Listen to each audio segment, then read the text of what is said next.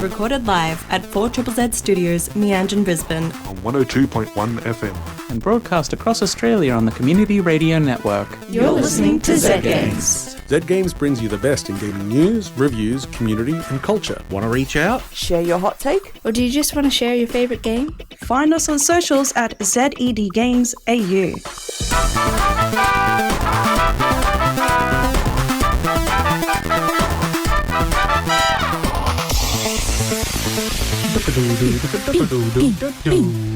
It's my favourite sort of do-do-do-do-doos. Hello, this is Zed Games. I am your host, Paul, and joining me tonight are my good friends, Carol and Thomason. I prefer rival to good friends, but Frenemies. How are we both holding up? You're not allowed to talk about anything, Caroline. You're house hunting at the moment, and therefore your opinion is not welcome. I'm house hunting and very caffeinated today. How caffeinated are you? I had a McDonald's matcha this morning, then I had some iced tea, then I had a coffee, then I had some other thing, and maybe some other thing, and a Coke. Are we going through a list of beverages? Yes. And miscellaneous? Yes. Oh, good. Yes. Good. So am I caffeinated? Yes. Am I sane? No. No. I'm going to do something really weird now. Yeah? And I'm going to reintroduce the show for other reasons. This is Zed Games. My name's Paul. That's Caroline. That's Tom. Hello. Hey, how you going? Hey. Sweet. There's nothing happening behind the scenes. Nothing to be aware of. Nope. It's all normal practice. It's all great. Everything's going so well. I'm Everything's Paul's going rival. Super duper well. With that said, maybe we should bail on this and do some sort of news. Does that sound like a plan? Yeah. Please. Sweet. Tell me what's going on in the news.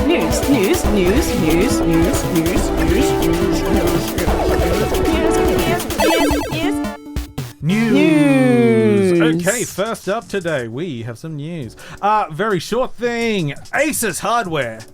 So the ASUS ROG Ally, that's sort of, and they've also got the Rally X is the Microsoft one? Yeah, that's the one that's got the Xbox button on it and stuff. Oh yes, and that makes it all the more special. They have announced that from January 5th, which you may have noticed is in the past, they will start announcing price increases on all of their stuff. And it is to include that gear, as we're aware, but as of yet, it has not materialized as a actual cost to report on. It'll happen at the moment. CES, the Consumer Electronics. CES? What's the S? Anyway, it's Expo. Some people. Some people. Serpents. I feel like after all these years, I should know that. Yeah. It'll be during that they'll start putting that stuff up. But I sort of mentioned it more of a like, this is just a continued thing to notice and what to expect this year.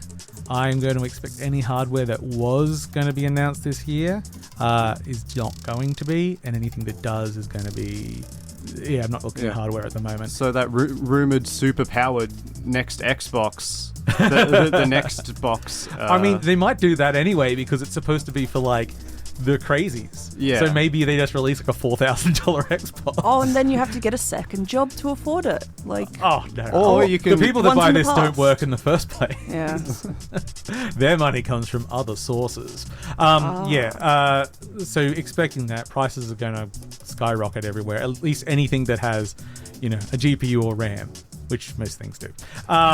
Anyway, so because we've already seen price increases on pretty much everything else anyway. For the first time in history, it's like being an early adopter is like the cheap option. Yeah, I'm not upset by Black Friday sales. It's just... No.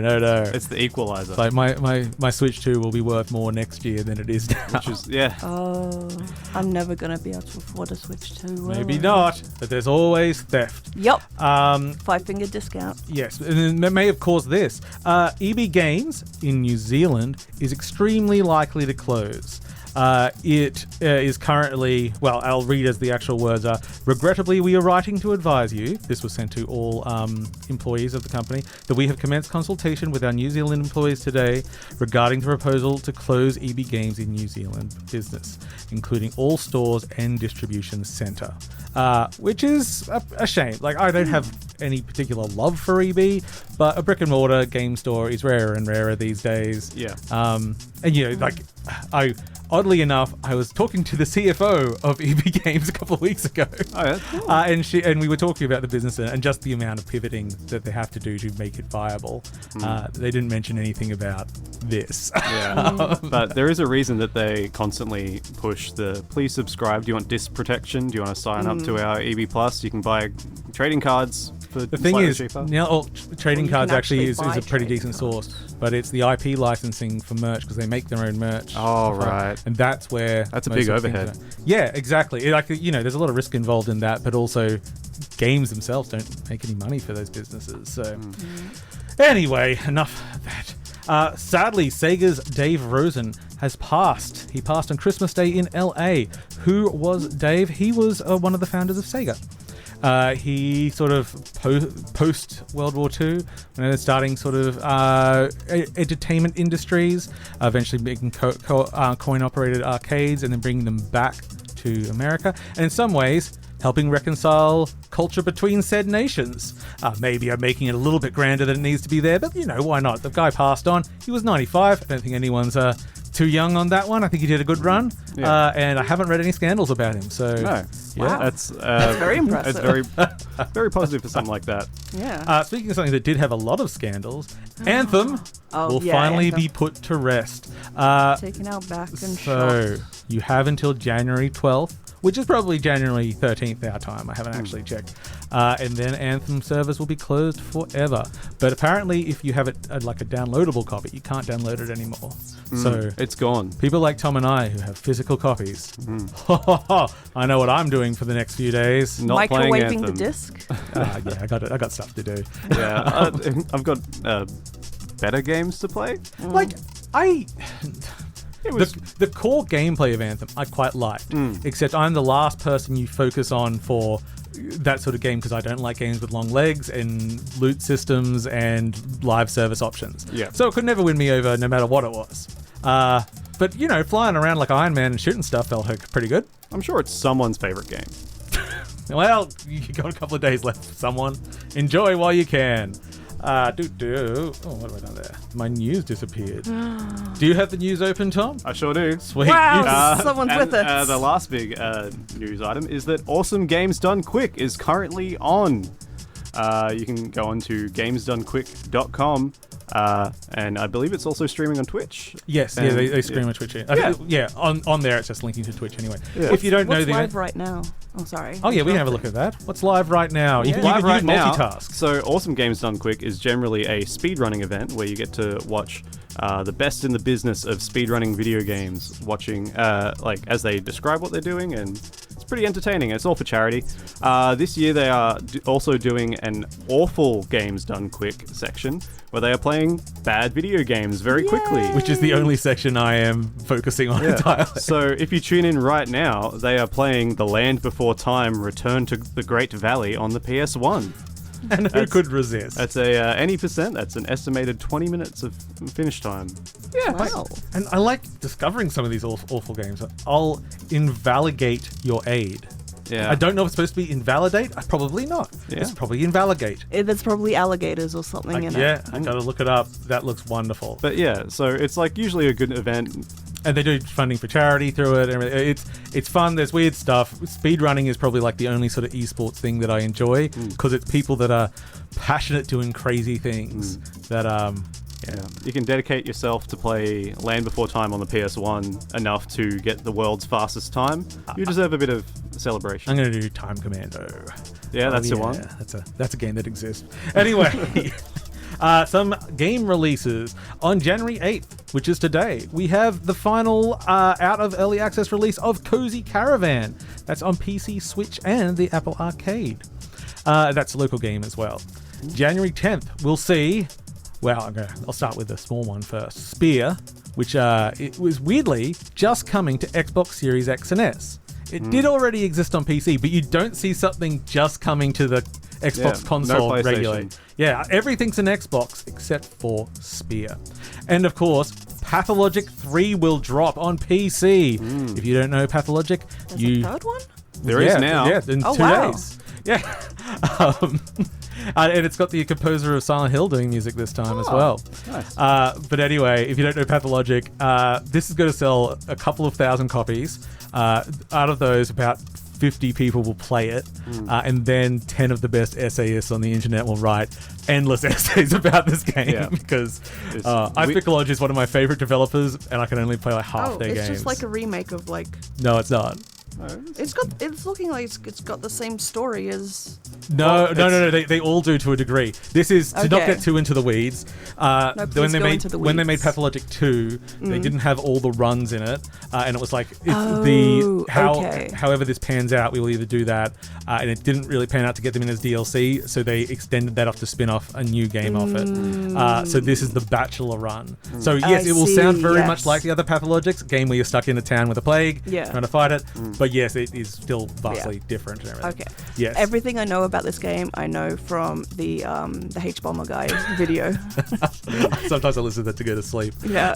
And then on January 13th, we have Big Hops coming to Switch, PC, and PlayStation 5. Yeah, it's a Frog 3D platformer that actually looks...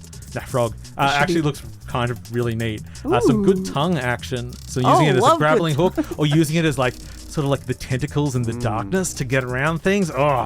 Except, that's upsetting. Almost like Chameleon Twist on the 64. Oh, yeah, not too far off. And Quarantine Zone, The Last Check on PC, which I'm oddly excited for. It's kind of like Papers, Please, except instead of European sadness, it's a zombie infection and people can hide grenades in their butt. It's developed. It's the best place to put a grenade. Published by Devolver Digital. Of course. And that brings us back to the end of Zed News.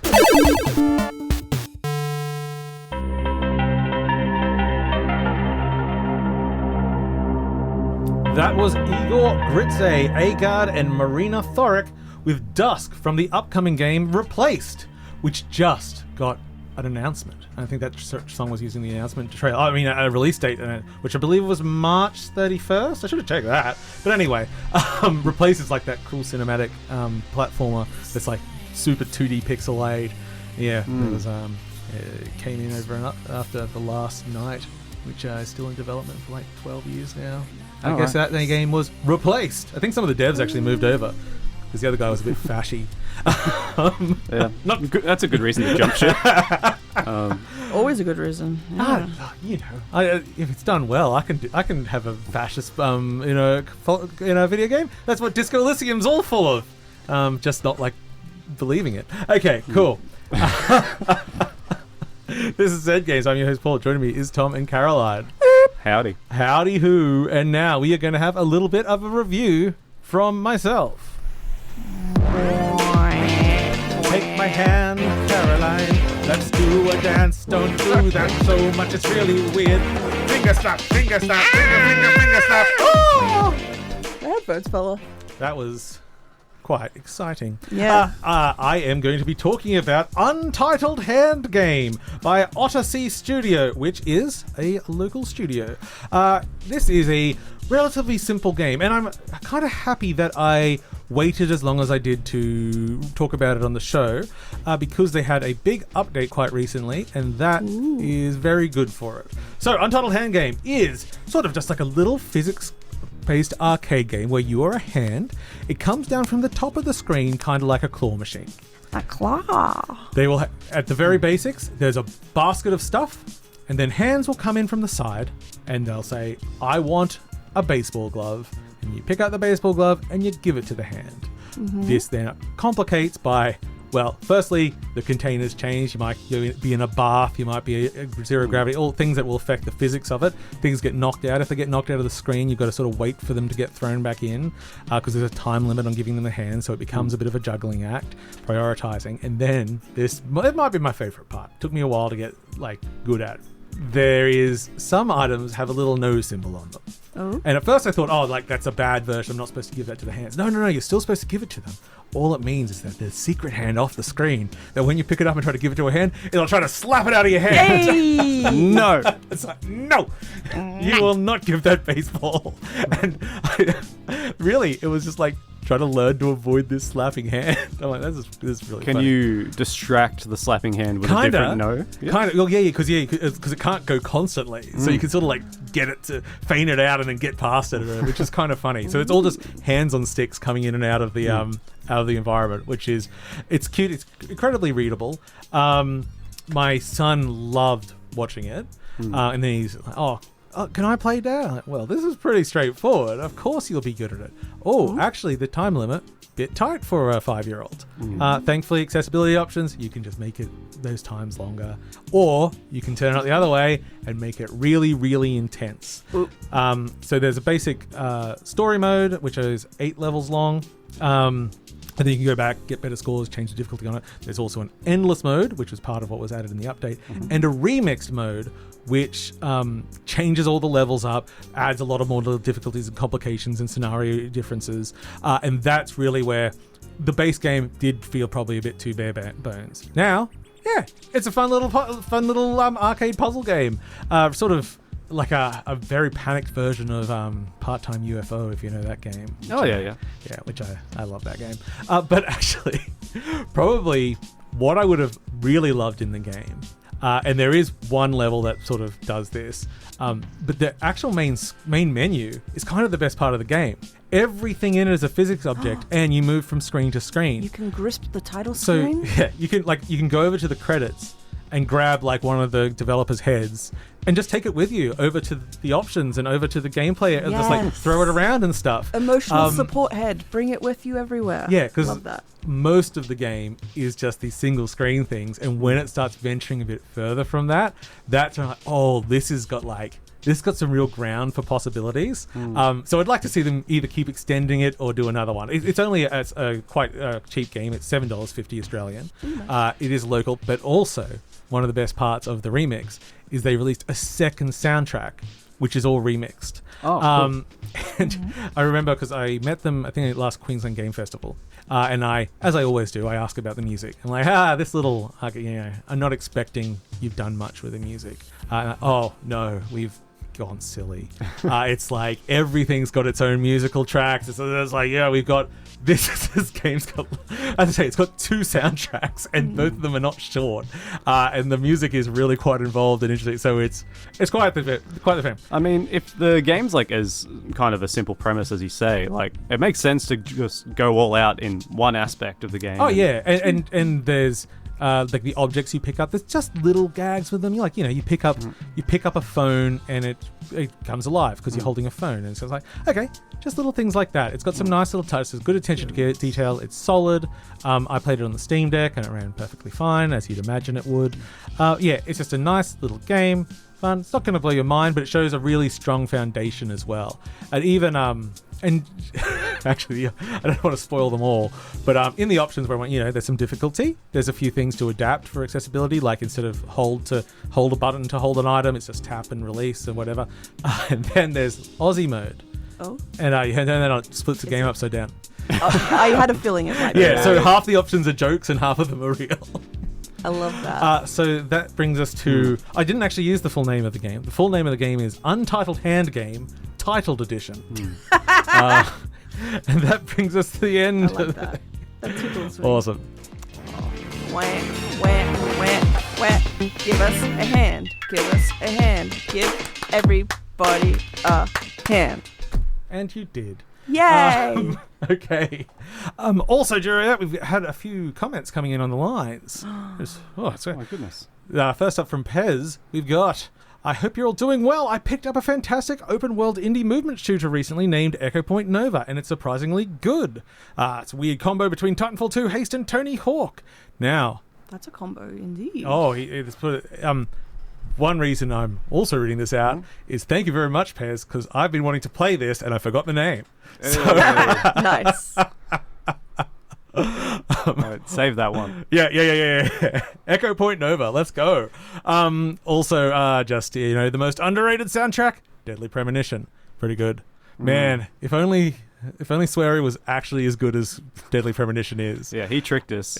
I never really. Well, yeah, I think I was tricked for a little while. Yeah, man, I think The Good Life is where I just totally had to fall off. Yeah. Although the Island of JJ McKay, oh god, That one game's of them. alright. Yeah, not that's the new okay. one. The Hotel. No, Barcelona? Hotel Barcelona. No. Anyway, hello. This is Zed Games. I'm your host Paul. Joining me are Tom and Caroline, and now we're going to do another thing we call a review, and this one's by our Thomas friend. Yeah, review 2.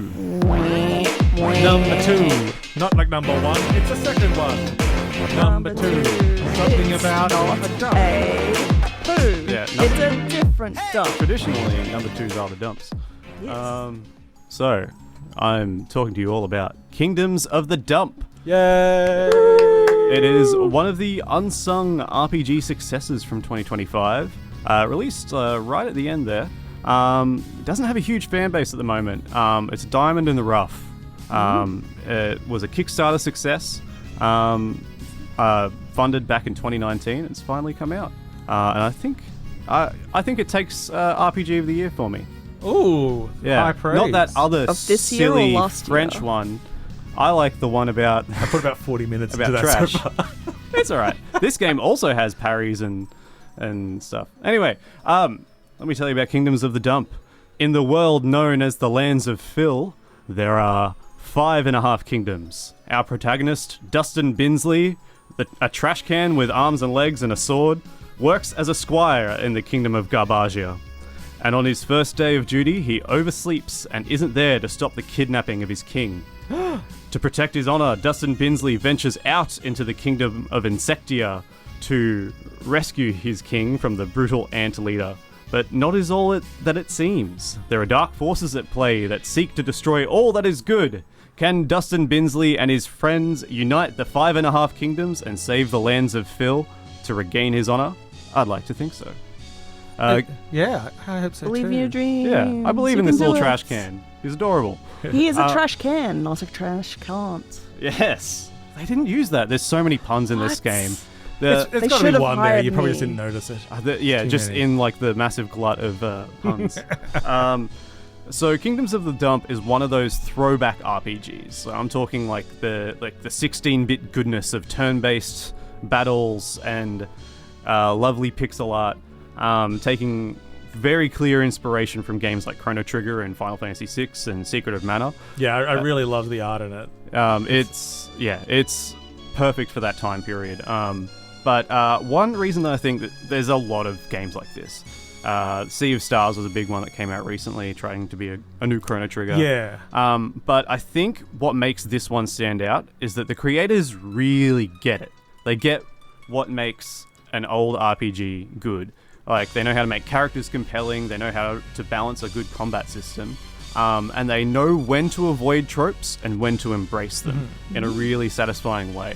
As you explore like the trash-filled and themed world with Dustin, like you explore dungeons, fight enemies, plan heists, turn traps back on the creators, and yeah, it's just a beautiful game. The enemy and boss designer was Francis Colombe, who worked on Look Outside. That was his game. So a lot of the enemies and bosses have that really sort of like uneasy feeling in this otherwise Saturday morning cartoon aesthetic.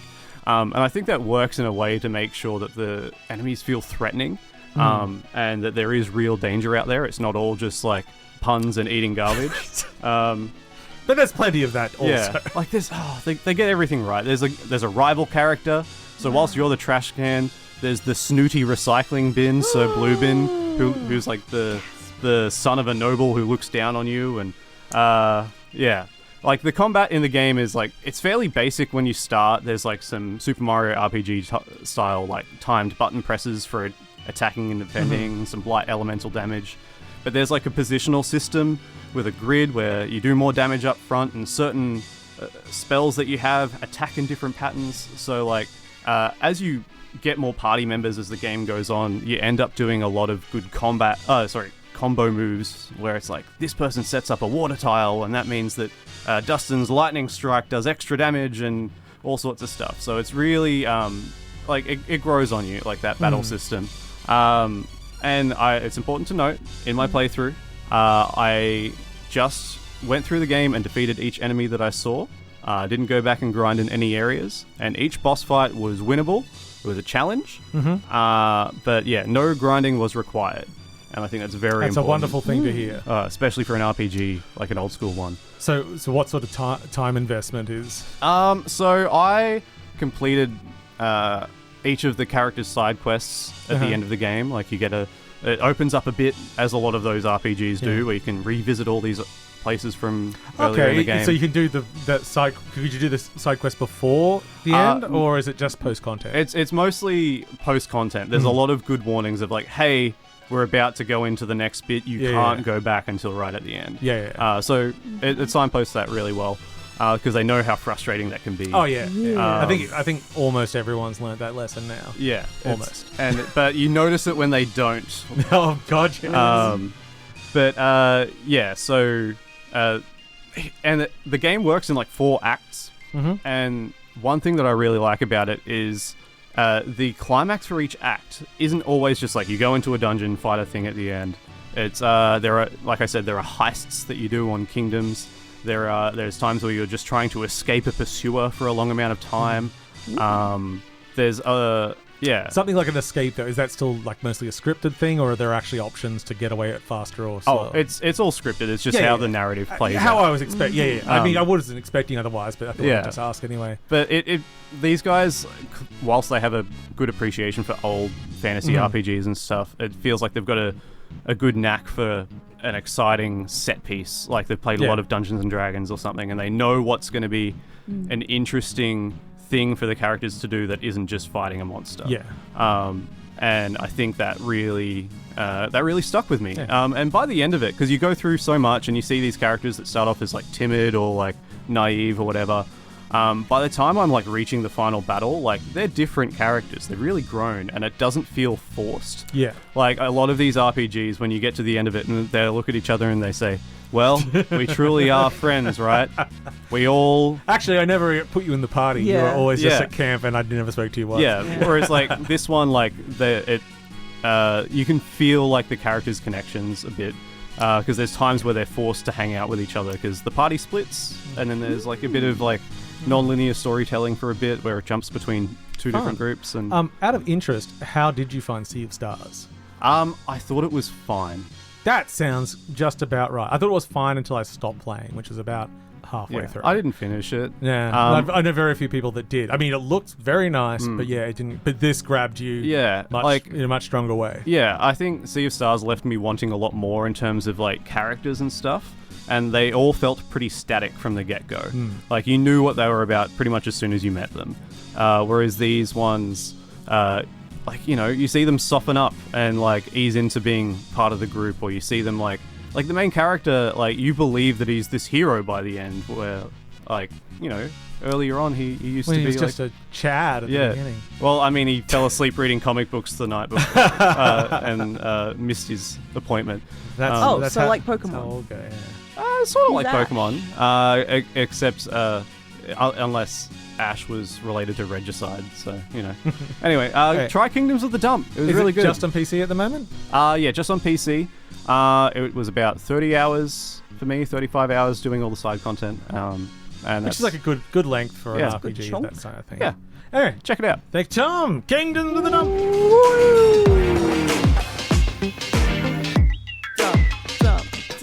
Dumps. This is Zed Games. I'm Paul. That's Tom. That's Caroline. And as we come to the close of this fine episode with these fine people, I'm going to choke myself to death. I have only one thing to ask, and that's, hey, looking forward to anything this year? Yes, Animal Crossing, the update. It's coming on the 15th. You already played that game. What are you going to do? Get another frog chair? Yes. Okay, fair enough. I haven't played it in a couple of years, so I'm looking forward to getting back into it. I need another pandemic to get back into Animal Crossing. Well, you're in luck, because you were just coughing, and who knows what that's heralding. Oh, gosh. We can only hope and dream. What about you, Tom? Well, I'm a big Resident Evil fan, so I'm very happy to see Resident Evil 9 Requiem coming out in February, so very excited for that, even if they made Leon not super handsome. I haven't seen the stuff with Leon yet. He's aged appropriately, but now he just looks like a weird guy that's still trying to pull off like the model haircut and stuff, and you're like, oh, it was cuter when you were like like I don't know, fresh on the force. Don't worry, the modders will probably put him into yassify him. very inappropriate They'll outfit. put him into a froggy chair. No, What about you, Paul? Probably I got asked this on a press questionnaire the other day. It's like, and what are you looking for? But I'm like, oh gosh, I don't know. A dungeon experience easily. So my big Australian boy crush, Jacob Janerka's follow-up to Paradigm, which I've been following for a few years, is I got to play it 2 years ago, and then it felt like it was amazing. The vertical slice they made felt like a finished game. It is so funny, and the comedy timing is just not something you would normally expect from a game. So I would recommend people check that out. It's got a crab in it too. It has a saxophone solo. It's got to have a crab. Yes. But no, there's that's the thing. It's like I never know what I got to like in the year, because you look at what loved last year, and none of those games I knew about at the beginning of the year, and I'm an obsessive. I mean, anything. You're looking forward to the possibilities. Yes. Well, I mean, I'm currently playing a roguelike spinning top game. It's Australian, From the Top. Beyblades? Yeah, it's sort of a Beyblade thing. Oh, but I never played Beyblade, so I don't really understand what's going on. Like, I'm struggling to fully... I think but there's I'm like, spirits in the Beyblades. I've got a fire one, and I've got a... But anyway, it's just like, I didn't think I'd be playing a roguelike Beyblades game. Anyway, that pretty much brings us up to the end of this episode. So, friendly listeners, I hope you will join us again next week and catch us on any other platforms that we appear on. Good night to everybody out there. Some good nights from you too. Good night. Sleep tight, and don't let the bed bugs bite. Thanks for listening to Zed Games. If you'd like to listen to more, you can find us on the Community Radio Plus app. Or find us on socials at ZEDGames AU. See you next time.